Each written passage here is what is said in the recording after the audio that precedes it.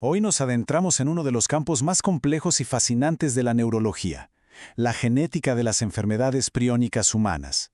Analizaremos una revisión clínica clave que está, de hecho, redefiniendo nuestra forma de entender estas devastadoras patologías. Bienvenidos al canal educativo de la Escuela Militar de Medicina de México. Bien, este será nuestro mapa de ruta. Iniciaremos con el rol central del gen PRNP. Después, analizaremos la evidencia de su influencia, incluso en las formas esporádicas. Decodificaremos las gráficas que definen los fenotipos clínicos, nos sumergiremos en el espectro de las prionopatías genéticas y finalmente conectaremos todo esto con la aplicación clínica y el futuro.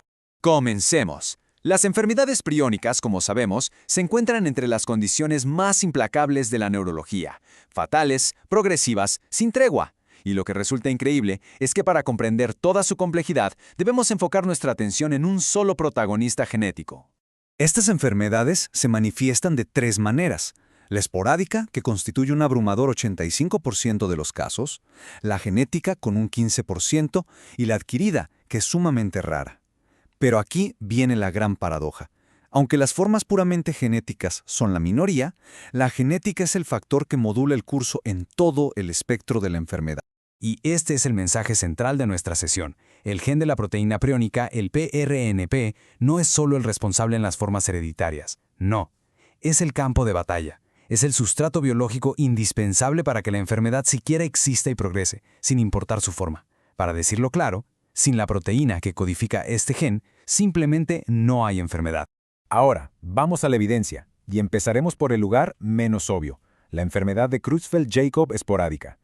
Es justo aquí donde vamos a descubrir la poderosa y a veces oculta influencia de la genética, incluso cuando no hay una mutación causal directa. Hablemos del polimorfismo del codón 129 del gen PRNP. Este es, sin duda, el modificador genético más potente que conocemos para esta enfermedad. Ser homocigoto, es decir, tener dos copias idénticas del alelo, ya sea metionina o valina, se traduce directamente en un mayor riesgo y una progresión clínica mucho más agresiva. En cambio, la heterocigosidad, una copia de cada uno, confiere una protección relativa y, de hecho, ralentiza la enfermedad. Y para ponerlo en perspectiva, la magnitud de este efecto es francamente asombrosa.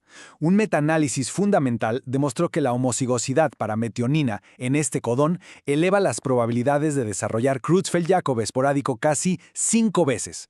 Clínicamente, hablamos de un factor de riesgo genético de una potencia excepcional. Muy bien, ahora traduzcamos todo esto a los datos. Vamos a decodificar cómo estas sutiles variaciones genéticas se manifiestan en realidades clínicas completamente distintas para los pacientes.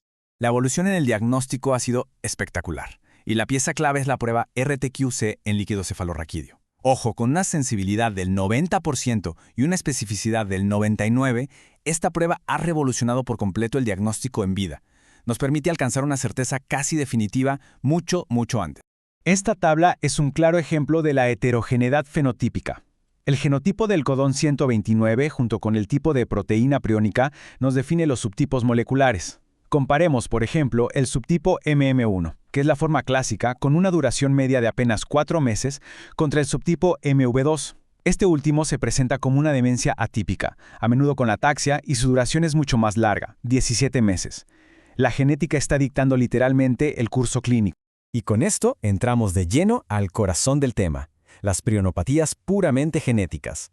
Aquí ya no hablamos de modificadores, sino de mutaciones específicas en el gen PRNP, que son la causa directa de síndromes clínicos increíblemente diversos. Históricamente, las hemos clasificado en 3 grandes fenotipos: la enfermedad de Creutzfeldt-Jakob genética, o GCJD, el insomnio familiar fatal, o FFI, y el síndrome de Hertzmann-Straussler-Schenker, conocido como GSS, cada uno con su propia firma clínica y neuropatológica. Este es quizá uno de los ejemplos más fascinantes de la complejidad genética. Tenemos la misma mutación, la D17N, que puede causar 2 enfermedades radicalmente diferentes. ¿Qué lo decide? Pues si en el mismo alelo mutado, lo que llamamos en cis, se encuentra el polimorfismo de metionina en el codón 129, el resultado es el insomnio familiar fatal. Pero si en su lugar hay una valina, el fenotipo es de Creutzfeldt-Jakob genético. Un solo polimorfismo decide el destino clínico. Ahora, un concepto fundamental para el asesoramiento genético: la penetrancia. Básicamente, es la respuesta a la pregunta que toda familia se hace. Si porto la mutación, ¿voy a desarrollar la enfermedad?